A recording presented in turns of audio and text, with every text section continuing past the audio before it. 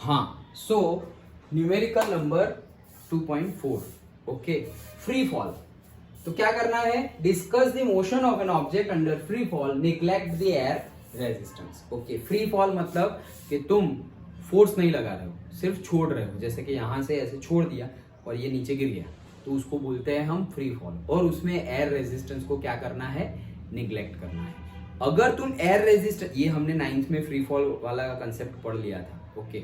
अगर तुम air resistance को निग्लेक्ट कर रहे हो, अगर तुम एयर रेजिस्टेंस को निग्लेक्ट कर रहे हो, so it does not depend on मास। ये हमने 9th में पढ़ा था। डज नॉट डिपेंड ऑन मास मतलब क्या, कि ये मैं मार्कर फेंक दूं यहां से नीचे और तुम कूद जाओ यहां से नीचे, दोनों एक ही समय पर ग्राउंड पर टच होंगे।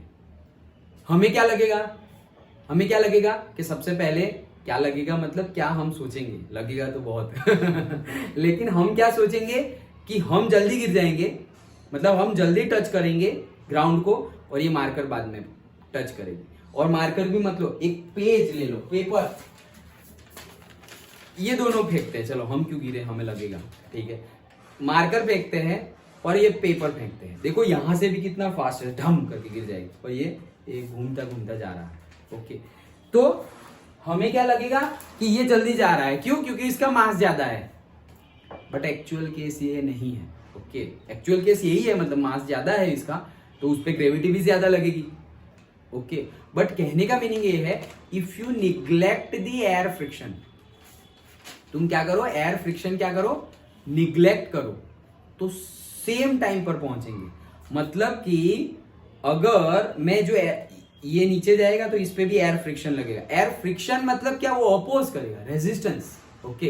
तो इस पे रेजिस्टेंस ज्यादा लग रहा है, मतलब दोनों नीचे जाने का ट्राई कर रहे हैं, लेकिन ऊपर का फोर्स इसको ज्यादा है और इसको कम है, तो ये थोड़ा लेट आ रहा है और इसको कम फोर्स, रेजिस्टेंस कम मिल रहा है, तो ये जल्दी चला जा रहा है, ऐसा होगा। I have seen one experiment, अगर वीडियो कुछ मिले तो I will share with you, okay, जिसमें तुम्हें पता चलेगा।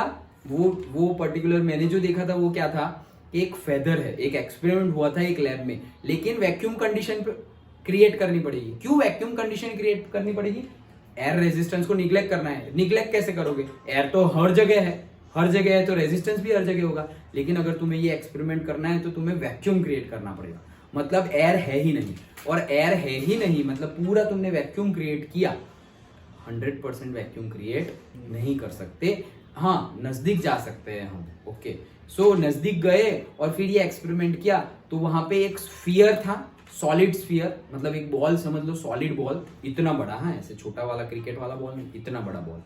वो बॉल को फेंका बहुत ज्यादा बड़ी हाइट से, और एक फेदर को फेंका, मतलब जैसे एक फेदर होता है ना हमारा बर्ड्स का फेदर, उसको फेंका। दोनों एक साथ ग्राउंड को टच कर रहे हैं। सोचो हम क्या सोचेंगे, तो वो बॉल पहले चला जाएगा, सॉलिड बॉल है, लाइक दैट, लेकिन ऐसा नहीं होगा। क्यों, क्योंकि वहां पर एयर फ्रिक्शन नहीं है, एयर फ्रिक्शन नहीं है। सो फिर ग्रेविटी की अगर हम बात करें तो वो मास के ऊपर डिपेंडेंट नहीं है।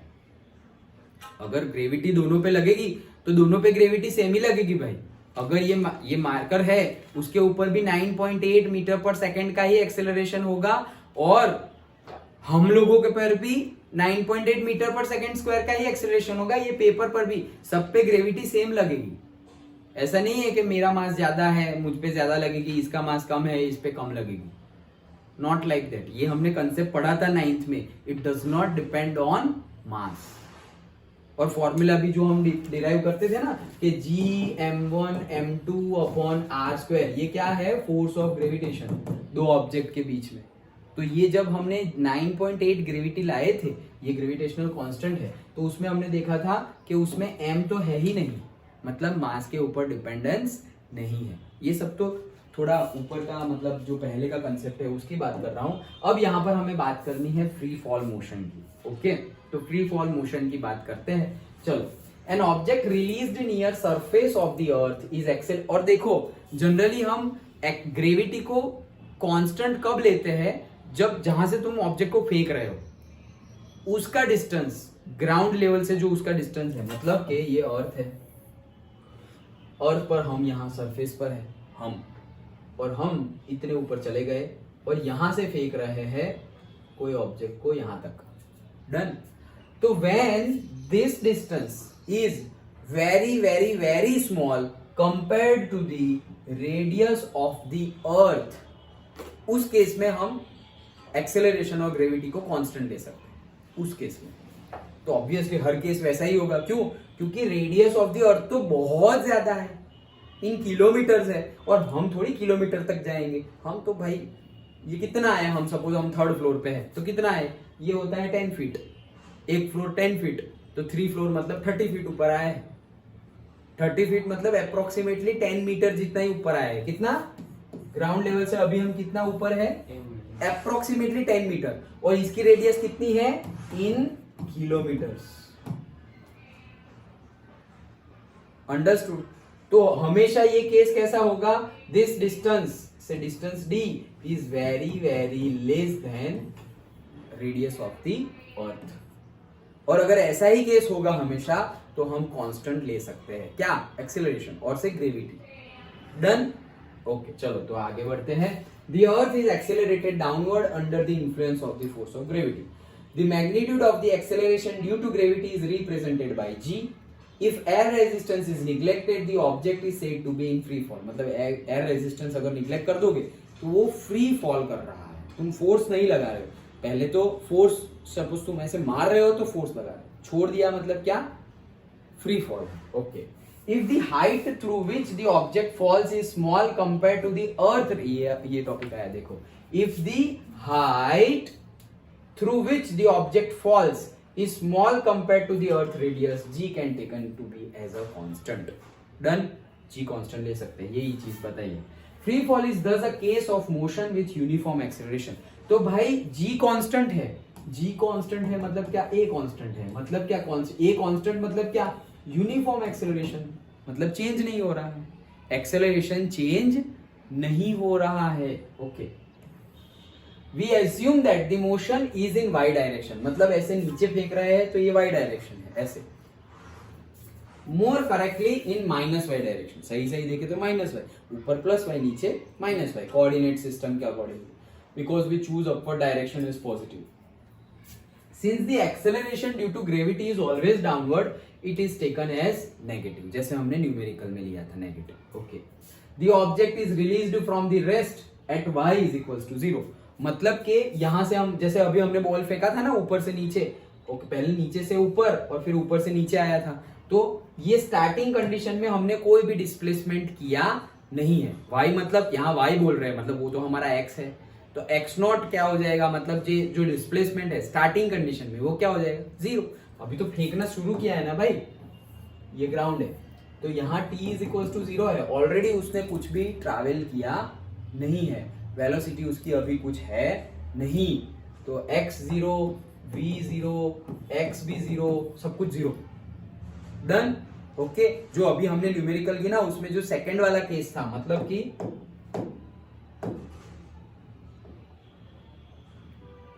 यहां से वो बड़ा फिगर कहाँ है, यहां से यहां फेंका था, अब सेकंड केस, ये फर्स्ट केस, और यहां से नीचे आने वाला सेकंड केस, तो ये सेकंड केस की बात कर रहे हैं हम। Done. Okay, free fall,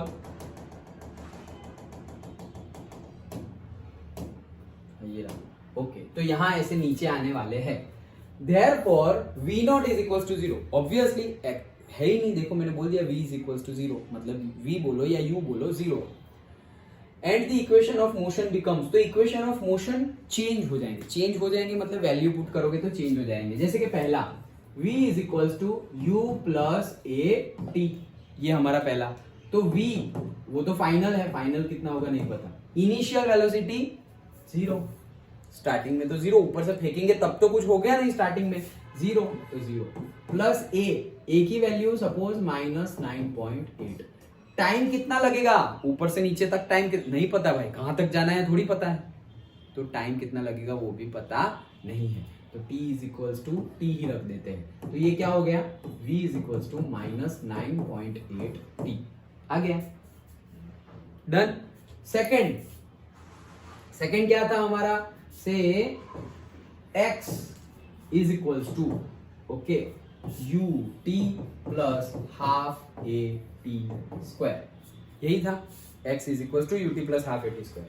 you क्या है हमारा, जीरो, यू तो जीरो है, ओके, क्योंकि स्टार्टिंग इनिशियल वेलोसिटी तो कुछ है ही नहीं, तो यू जीरो, तो यू जीरो मतलब ये पूरा गया।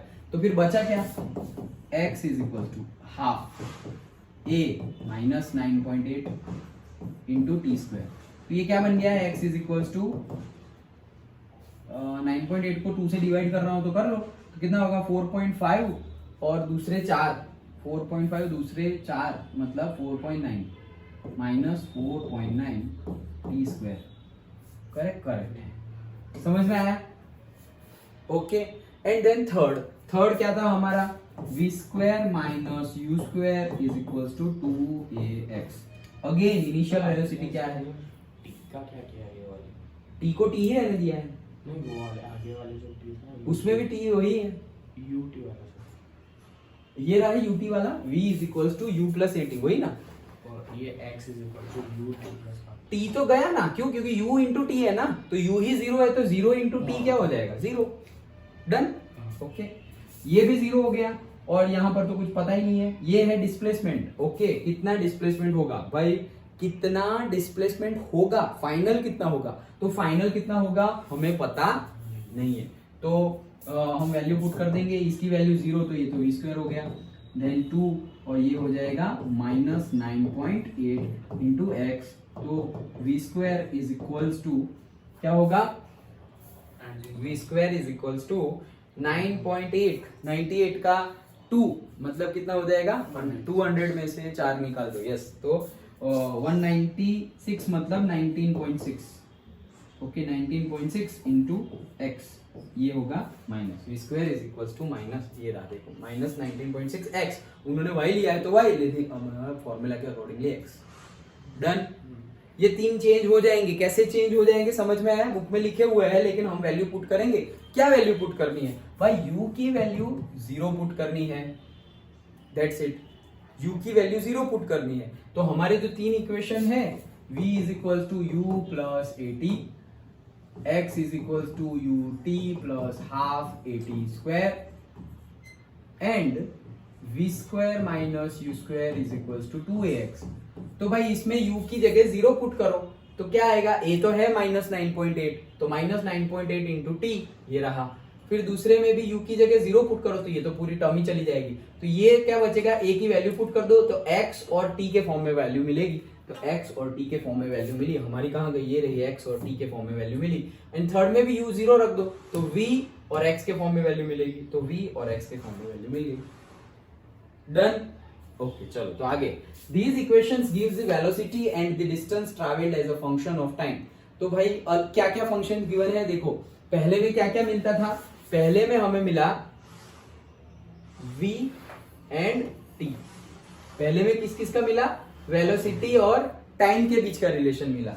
दूसरे में क्या मिला, डिस्प्लेसमेंट एंड टाइम के बीच का रिलेशन मिला, वेलोसिटी एंड टाइम, देखो velocity and time, displacement and time. और थर्ड केस में कौन सा रिलेशन मिला, वेलोसिटी एंड एक्स का, तो मतलब वेलोसिटी एंड डिस्प्लेसमेंट का रिलेशन, ये तीन रिलेशन हमें मिले हैं, डन, ओके। और टाइम इसमें नहीं है, क्यों, क्योंकि उसमें टी था ही नहीं, डन। ये थ्री रिलेशन हमें मिले हैं, ओके। चलो, the variation of acceleration, velocity and distance with time have been plotted. तो वेरिएशन देखना है हमें, किसका, एक्सेलरेशन का, वेलोसिटी का एंड डिस्प्लेसमेंट का विथ रिस्पेक्ट टू टाइम।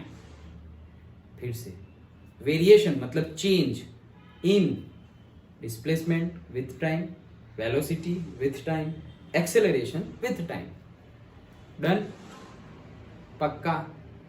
अभी एक तो हमें ऑलरेडी स्टार्टिंग में ही डिस्कस कर लिया, क्या, एक्सेलरेशन विथ टाइम। कैसे, बोला ना कि टाइम के साथ साथ जो एक्सेलरेशन है वो यूनिफॉर्म एक्सेलरेशन है, हमने बोला ना, एक्सेलरेशन क्या है, यूनिफॉर्म एक्सेलरेशन, हमने पढ़ा अभी, याद हो तो, motion with a uniform acceleration, free fall is the case of motion with the uniform acceleration, पढ़ा ना, ओके। यूनिफॉर्म एक्सेलरेशन मतलब क्या, एक्सेलरेशन चेंज नहीं हो रहा है, मतलब टाइम कितना भी हो, एक्सेलरेशन तो इतना ही लगेगा, कितना, 9.8 मीटर पर सेकेंड स्क्वायर, डन। एक रिलेशन तो हमारे पास वैसे ही है, एक्सेलरेशन वर्सेस टाइम। ग्राफ तो ड्रॉ करेंगे, लेकिन ये तो बात है। अच्छा, तो 3 ग्राफ्स हम ड्रॉ कर सकते हैं। कैसे? देखो, vt, xt एंड vx का रिलेशन तो हमारे पास है। अब सपोज ये ग्राफ ड्रॉ करना है, हमारे पास क्या क्या है, रुको मैं अलग कलर से दिखा देता हूं हमारे पास क्या क्या है। हमारे पास एक फॉर्मूला है, कहां गया, ये रहा, ये एक फॉर्मूला। दूसरा फॉर्मूला है हमारे पास, ये रहा, और तीसरा फॉर्मूला है हमारे पास ये रहा। डन। ओके, ग्राफ ड्रॉ करते हैं। सबसे पहला ग्राफ एक्सेलरेशन टाइम ग्राफ। कौन सा? Acceleration time. चलो, तो एक्सेलरेशन टाइम वाला कहां पर है? देखो यहाँ पर क्या क्या है, v और t नहीं है, x और t नहीं है, v और x नहीं है। अच्छा भाई, ये क्या बात हुई कि है ही नहीं, हमारे पास रिलेशन तो है ही नहीं, किसका? a और t का। लेकिन वही तो अभी मैंने बताया क्या, कि एक्सेलरेशन तो कांस्टेंट रह रहा है विथ रिस्पेक्ट टू टाइम। कितना? 9.8। कोई भी टाइम ले लो, 1 घंटे पहले वाला टाइम ले लो, 1 घंटे बाद वाला टाइम ले लो, या अभी का टाइम ले लो, एक्सेलरेशन तो हमेशा कांस्टेंट ही रहेगा due to gravity. Due to gravity कितना? 9.8। तो ये ग्राफ है सपोज, तो ग्राफ 0 सेकंड पे कितना एक्सेलरेशन होगा? 9.8। 1 सेकंड के बाद कितना एक्सेलरेशन होगा? 9.8। 2 सेकंड के बाद 9.8। 3 सेकंड के बाद 9.8। तो मतलब कि हमने अगर ग्राफ ड्रॉ किया, हमने अगर ऐसे ग्राफ ड्रॉ किया, ये है हमारा एक्सेलरेशन और ये है हमारा टाइम। अभी अगर बढ़ रहा होगा तो हम ऊपर ड्रॉ करेंगे, कम हो रहा है मतलब हम नीचे ड्रॉ करेंगे। तो ये प्लस y है और ये क्या है? Negative y। ओके, अब क्या बोल रहे हैं? t इज इक्वल टू 0 पर सपोज ये 10 है, ये 20 है, ये 30 है, ये 40 है। ओके, 10, 20, 30, 40। तो t is equal to 0, t is equal to 10, 20, 30, 40 या 1, 2, 3, 4 वॉट एवर यू टेक। अब 0 सेकेंड पे कितना एक्सेलरेशन था? -9.8। तो ये रहा पॉइंट। ओके, फिर 1 सेकेंड के बाद कितना हुआ? उतना ही है, -9.8। 2 सेकेंड के बाद उतना ही है, -9.8, -9.8, -9.8। सबको कनेक्ट कर देंगे तो ऐसे सीधे लाइन मिलेगी, विच शोज यूनिफॉर्म एक्सेलरेशन। मतलब एक्सेलरेशन चेंज नहीं हो रहा है। डन। अच्छा, तो यहां पर एक हुआ हमारा एक्सेलरेशन वर्सेस टाइम। नेक्स्ट देखते हैं वेलोसिटी वर्सेस टाइम ग्राफ। तो velocity versus time graph again हमारे वैल्यू पे आ जाते हैं। ये रहा मेरा वेलोसिटी टाइम वाला, ये डिस्प्लेसमेंट टाइम वाला और डिस्प्लेसमेंट वेलोसिटी वाला। ये दोनों का काम नहीं है, मुझे काम किसका है? इसका, क्योंकि वेलोसिटी टाइम ग्राफ ड्रॉ करना है। अच्छा, t इज इक्वल टू 0 लू। देखो फॉर्मूला क्या है मेरे पास? v is equal to -9.8t। तो अगर t इज इक्वल टू 0 ले लू तो v क्या आ जाएगा? 0। फिर t इज इक्वल टू 1 ले लू तो v क्या आ जाएगा? -9.8। t इज इक्वल टू 2 ले लू तो v क्या आ जाएगा? 19.6।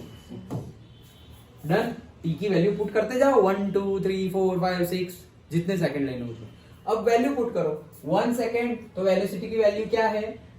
सॉरी 1 नहीं, 0 पे वेलोसिटी क्या है? 0, तो 0 पे 0। फिर 1 लिया तो कितना है? 9.8। तो देखो यहाँ पे आ जाएगा 1 के लिए 9.8। 2 लिया तो 19.6, तो देखो 19.6। देखो ग्राफ हम ड्रॉ करें तो भी वैसा ही आएगा। ये क्या है हमारा से 1, 2, 3, 4, 5, 6। ओके, और 10 है ना, तो ऐसा समझो ये 10, ये 20, 30, 40, like that. Okay, this is v, this is t, this is 1, 2, 3, 4, 5, 6, this is 10, 20, 30, 40। अच्छा, मीटर पर सेकेंड और ये टाइम इन सेकेंड। डन। अब देखते हैं, देखो t is equal to 0, v is equal to 0। Point number 1, coordinate geometry जो हम करते थे वही है। t इज इक्वल टू 1, मतलब ये रहा, v इज इक्वल टू -9.8। ये 10 यहां पर है तो 9.8 होगा, इससे थोड़ा सा ऊपर ये रहा पॉइंट ड्रॉ कर दिया, ये रहा। Then t is equal to 2, v is equal to -19.6। Minus तो आएगा ही, 19.6 मतलब 20 से थोड़ा कम, तो 20 से थोड़ा कम और t is equal to 2।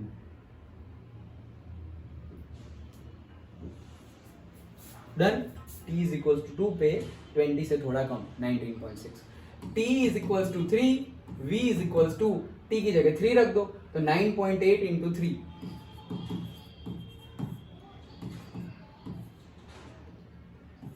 29.4। Okay, तो 30 से थोड़ा सा कम 3 t इज इक्वल टू 3।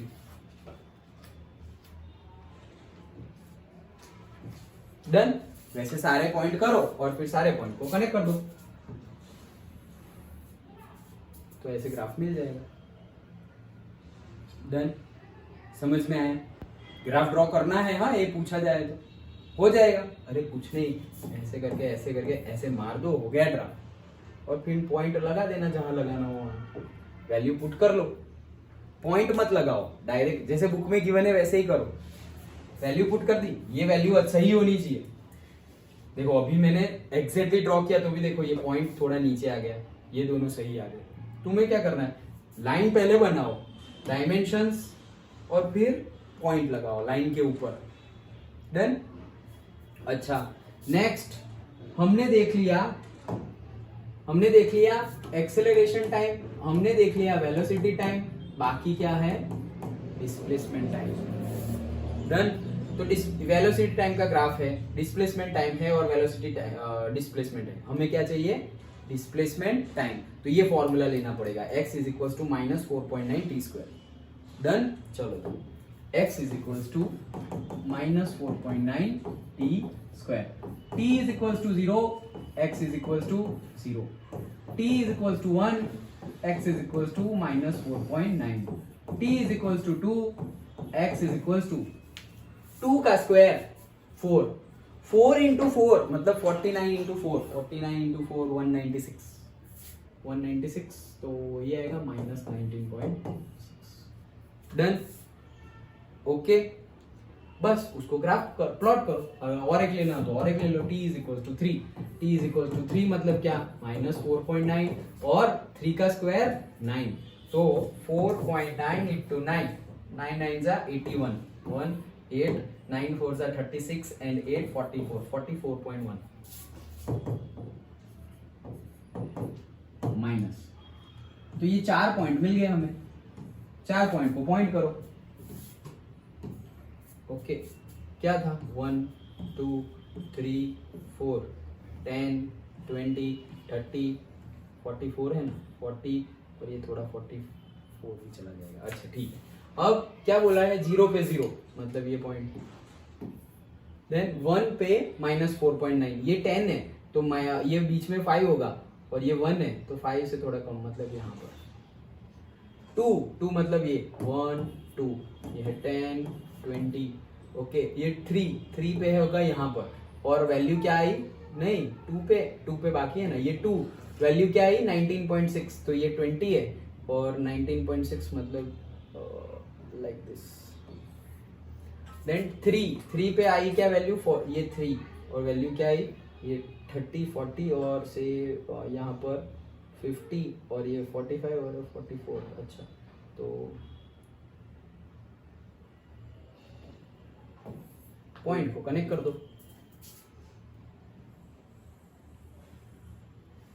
तो ऐसा ग्राफ मिलेगा, ये रहा। डन। समझ में आया? ये 3 ग्राफ ड्रॉ कर सकते हैं।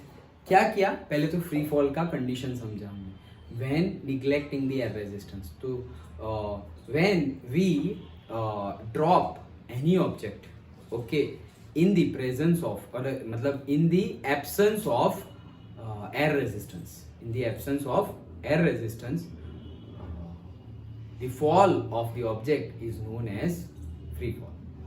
Okay, now free fall तो हमने ले लिया है, अब acceleration constant क्या लेंगे, वो भी एक चीज लिखनी है। So when the height from which we are falling the object is very very less than the radius of the earth, in that case we can take acceleration due to gravity is constant, which is 9.8. Since earth is forcing the object towards it, so therefore acceleration is negative, so we are taking a is equals to g is equals to minus 9.8. ये 3 sentence लिखे। Now we know that equation of motion, v is equals to u plus at, x is equals to ut plus half at square, and v square minus u square is equals to 2ax. Putting the value of t is equals to 0 अभी put नहीं करेंगे, लेकिन initial velocity हमारे पास क्या है 0, initial displacement क्या है हमारे पास 0. ओके, तो इनिशियल वेलोसिटी 0 पुट कर देंगे और a की वैल्यू पुट करेंगे. दो ही वैल्यू पुट करनी है, कौन कौन सी, t नहीं यार, u is equals to 0 and a is equals to -9.8. ये दो वैल्यू पुट करेंगे तो हमें 3 इक्वेशन फिर से मिल जाएंगे.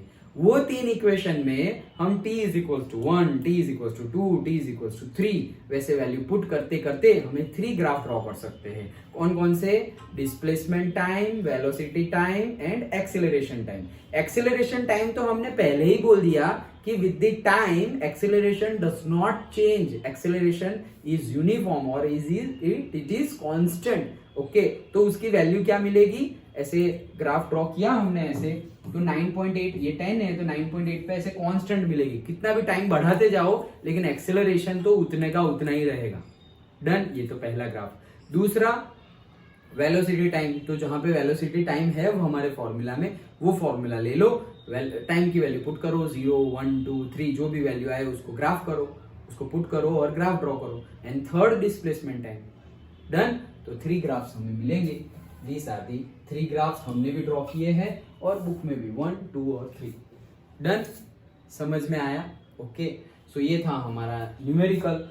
And after that 2.5, 2.6, 2.7 3 numericals are there. With that our chapter will be completed. So next class में हमारा चैप्टर कंप्लीट होगा, then we will start something else. Done.